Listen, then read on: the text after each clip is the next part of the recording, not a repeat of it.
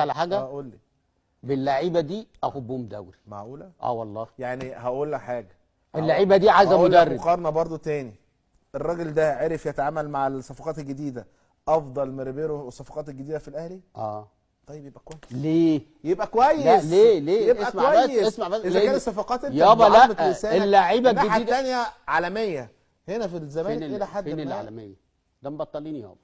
صفقات الاهلي مبطلين. انا مش عايز اتكلم من الصبح. يعني انت زيزو عمال زيزو مين؟ زيزو انتوا واخدين فيه اكبر تريزيجيه مقلب. منتخب مصر والله شيل بص وبن شرقي وياسين مرعي وكل اللعيبه دي. ياسين مرعي ماله؟ ده انضم منتخب مصر. انا سمعت ان انضم منتخب مصر لو ما كانش اتصاب.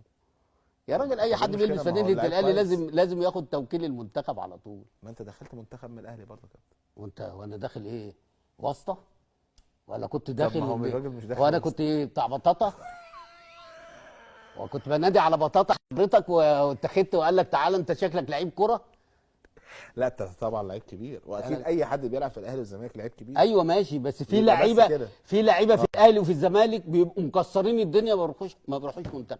تخيل مين دلوقتي مثلا مكسر الدنيا ما بيروحش منتخب؟ هو احنا بنتنشى على اي حد؟ لا هو دلوقتي في لعيبه. لا فين؟ في زيزو، في امام. انت ماسك في زيزو ليه؟ في زيزو، في امام. ماشي، مع زيزو ده اللي كنا بنقول عليه لما كان في الزمالك ما يخرجش، كان بيبقى اول تغييره. تعالى قابلني لو كابتن حسام طلعه حتى. يعني مش هياخده في المنتخب؟ هياخده، مش هيطلعه من الملعب. ده ممكن يطلع صلاح وما يطلعوش. لا مش للدرجه. وغلاوتك عادي يعني الكوره برضه. مش الايام بينا واحنا اهو ربنا يدينا طول العمر. عشان ايه؟ عشان ايه؟ خلاص لبس فانيله الاهلي. مش هو اللي قال له تروح الاهلي احسن في البرنامج اللي هو الشهيد؟ عايز ترسخ فكره ايه يا كابتن باسم؟ عايز ترسخ فكره ايه؟ قول لي بالنسبه للكلام اللي بتقوله دلوقتي. اي حد لعيب في الاهلي ما حدش يقدر يكلمه يعني؟ الاهلي نمبر 1 في الكوره. طب حد قال